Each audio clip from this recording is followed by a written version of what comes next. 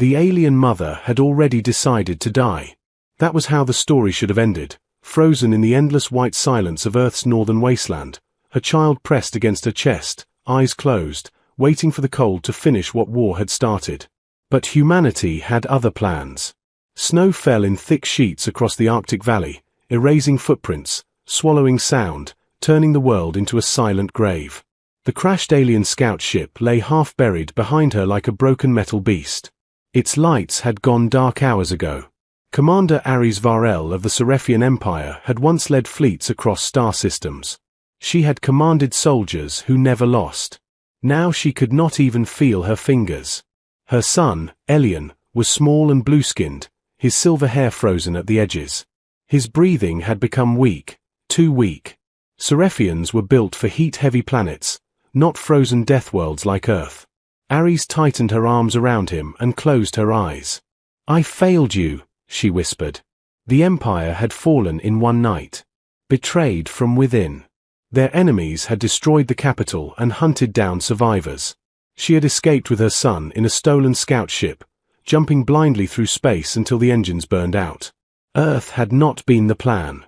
It had been an accident. And now it would be their grave. Her body grew heavy. Her vision dimmed. Snow covered her shoulders. Then she heard something impossible. Footsteps. Crunching. Slow. Human. She forced her eyes open. A tall figure in thick thermal gear approached, carrying a massive orange survival pack.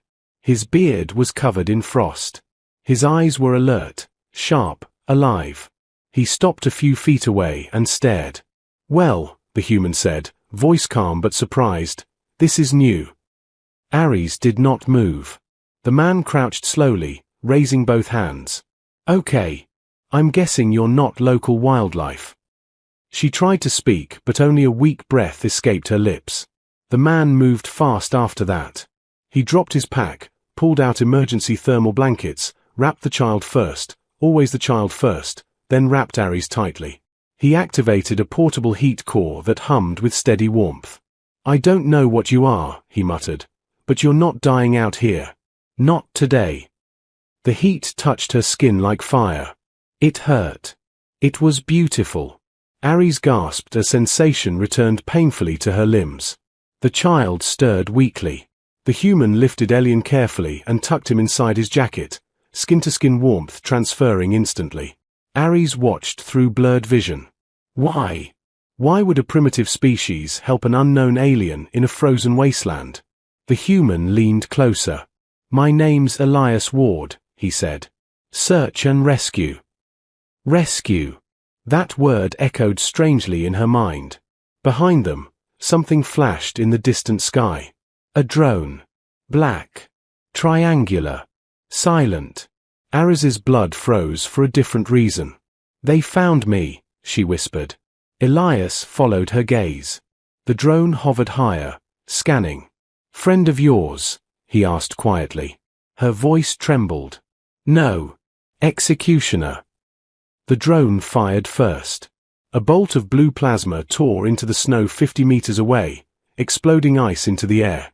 Elias did not hesitate.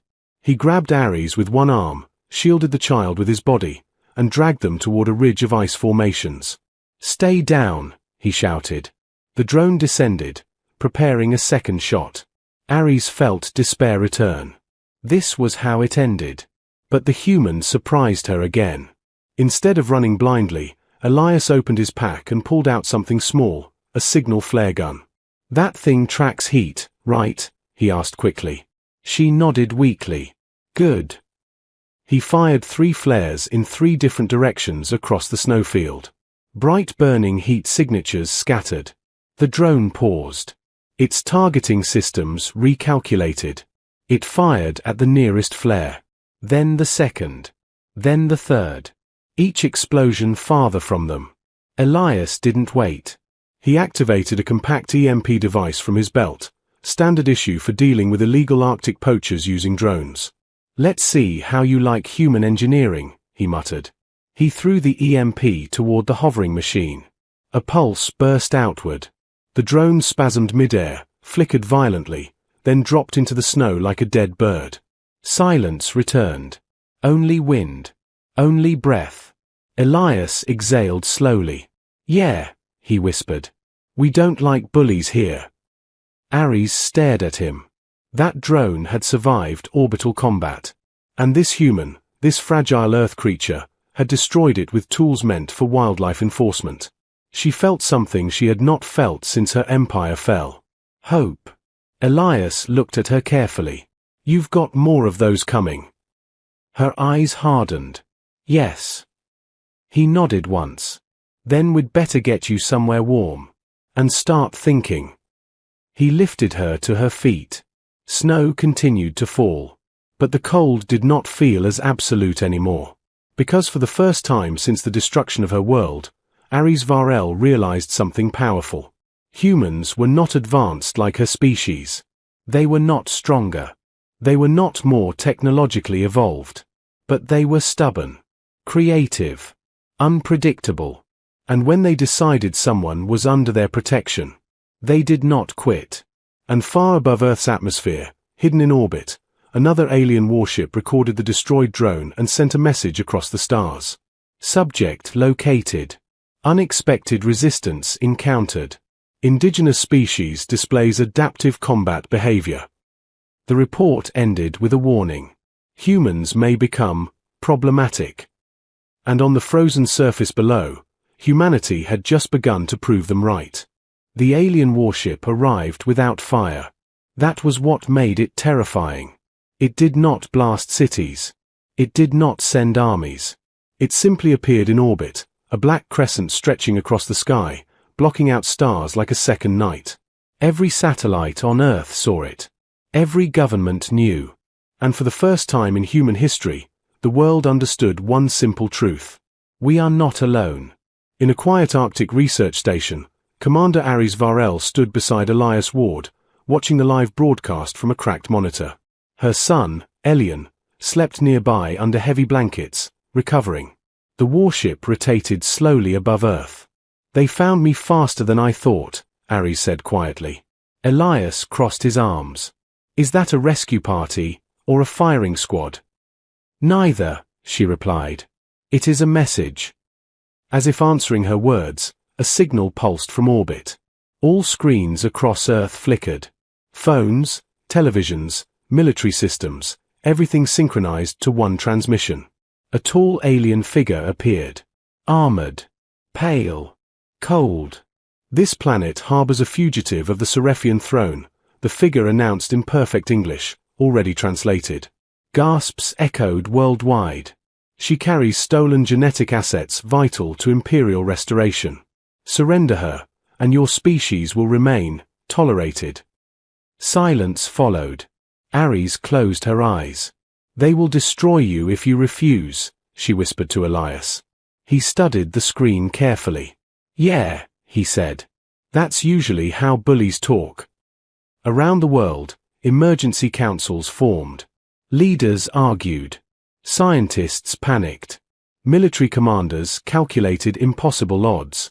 Earth's weapons were primitive compared to a star-faring empire. Human missiles would barely scratch that ship. But humans did not panic the way other species did. They started thinking. Inside the research station, Elias leaned over a metal table covered in equipment. Radios. Old radar systems. Weather satellite schematics. "Tell me something," he said to Ares. "Your empire, they rely on advanced AI for targeting and defense, right?" "Yes. Their systems are flawless." He smiled slightly. "Nothing's flawless." She studied him carefully. "You cannot win a direct fight. Good thing we don't plan to." Across Earth, something unusual began to happen. Civilian hackers were contacted by military officials. University engineers received emergency authorization. Private tech companies were pulled into classified meetings. For the first time in history, humanity stopped competing with itself and started collaborating. Within hours, millions of small signals began transmitting upward. Not weapons. Noise. Radio noise. Satellite interference. Mathematical spam. Billions of chaotic data bursts, random music files, corrupted videos, gaming server pings, weather balloon telemetry, all directed toward the alien warship. Ares stared at the growing storm of digital chaos. "What are they doing?" Elias grinned. "Introducing your empire to the internet." The alien warship's AI began processing incoming signals. Then more came. And more. Earth's entire digital infrastructure became a weaponized distraction. Memes. Spam. Encrypted nonsense. Old sitcom episodes. Cat videos. Stock market fluctuations. Livestream gaming chats. Every signal looked harmless. But together, it was overwhelming. The alien AI attempted to filter. Humans changed frequency. It adapted. Humans rerouted satellites. It shielded. Humans used ground towers. It recalculated. And for the first time in centuries of conquest, the Empire's warship experienced something unfamiliar. Confusion. Inside the Arctic station, alarms rang from Ares's recovered scout ship. "They are rerouting power to cognitive defense systems," she said in disbelief. Elias nodded. "Which means their weapons aren't at full capacity." Right on cue, Earth launched something else. Not nukes. Not missiles. Thousands of small, cheap, experimental rockets launched from multiple continents, each carrying reflective debris clouds. The sky above Earth shimmered. The warship's targeting systems now faced physical interference combined with digital chaos. It tried to lock on to military bases. Signal distortion blocked it. It tried orbital strikes. Satellite swarms disrupted calculations. Ares felt her pulse quicken. "This is reckless." Elias shrugged. "Yeah, that's kind of our specialty." The alien commander appeared again on global screens, this time visibly irritated. "You are primitive. This resistance is meaningless." But the ship's movements were no longer steady. Its shields flickered as it rebalanced power between systems. Then Earth did something even more unexpected. The International Space Station adjusted orbit. Attached to it were experimental solar reflectors, designed for climate studies. They were redirected. Concentrated sunlight focused toward the warship's sensor arrays. Not enough to destroy. Just enough to blind. The alien vessel jerked slightly in orbit. On the ground, people cheered. Not because they were winning, but because they were surviving. Ares looked at Elias in shock. "You prepared all this, in hours?" He shook his head. "No. We prepared it our entire history."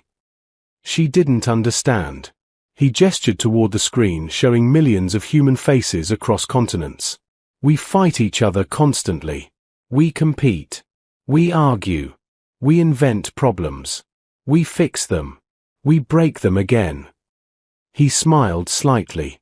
"But when someone threatens all of us, we get creative." Up in orbit, the warship recalculated again. Its AI reported something unprecedented. Indigenous species displays collective adaptive intelligence exceeding projected capability. The alien commander's voice lowered. "They are learning too quickly." Back on Earth, world leaders made a unified statement. Humanity would not surrender Ares or her child. The message was simple. If you want her, you go through all of us. Ares felt something crack inside her, something she thought had died with her empire. Unity. Not enforced by fear. Chosen. The warship began charging weapons again. But slower now. Because it was no longer fighting one fugitive. It was facing 8 billion unpredictable minds. Elias looked up at the sky through the station's window. "They thought we were just another quiet planet," he said. Ares nodded slowly. "They miscalculated." Above Earth, the alien commander made a decision. Not retreat. Not attack. He transmitted a final message. "This species is inefficient, chaotic, irrational." A pause. "But dangerous." The warship slowly adjusted orbit, not leaving. Not yet. But reconsidering. And on the frozen Earth below, humanity had sent a message back to the stars without firing a single true weapon. We may be small, but we are never helpless. And if pushed, we innovate. The alien warship did not fire, but it did not leave. For 3 long days, it remained in orbit, silent, watching, calculating. And in those 3 days, humanity did something even more dangerous than fighting.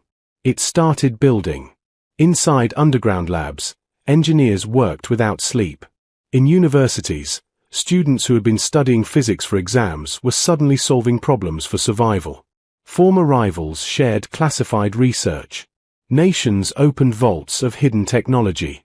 Not because they trusted each other, but because they had to. Commander Ares Varel stood inside a secure military facility now, no longer a frozen fugitive but a protected guest.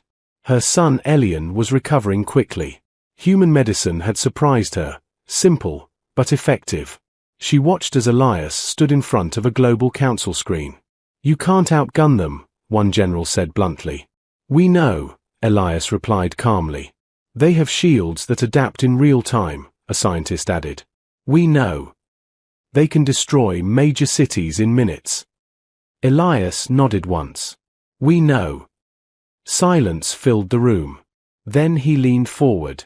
"But they're centralized." Ares understood instantly. The empire depended on hierarchy, command structures, predictable chain of control, perfect coordination. Humans did not work like that.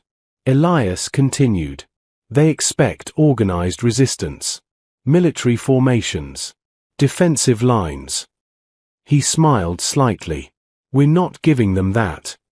Across Earth, thousands of small civilian-built satellites were launched using rapid manufacturing systems. Private space companies volunteered launch windows. Amateur radio operators converted equipment into signal relays.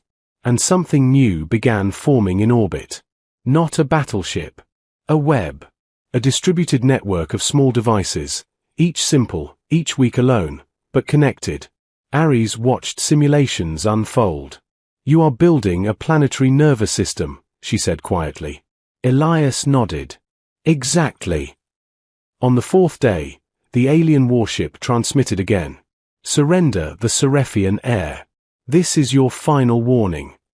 Earth answered differently this time. Not with noise. Not with distraction. But with signal clarity. A unified transmission sent directly to the warship's command deck.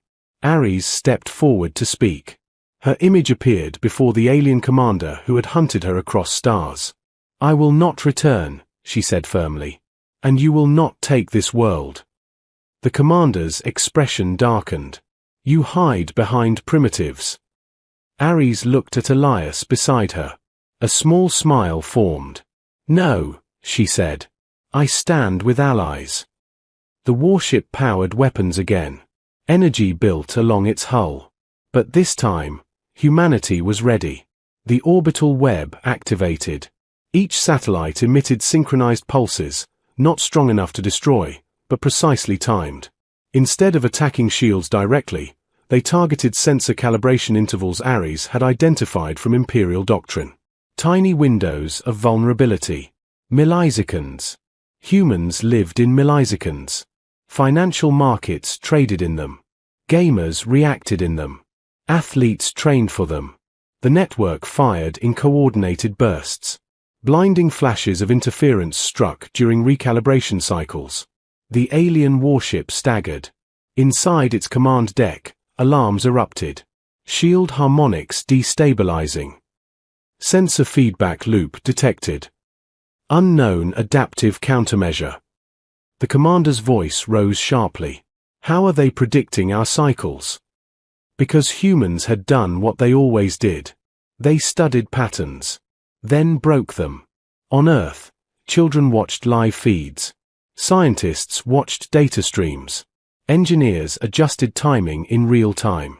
The system improved every second. The alien ship attempted to retaliate. Its first strike misfired due to sensor distortion. Its second hit empty ocean. Its third failed to charge completely. Not because Earth overpowered it, but because Earth outthought it. Ares felt her heart race. "This is impossible," she whispered. Elias shook his head. "No.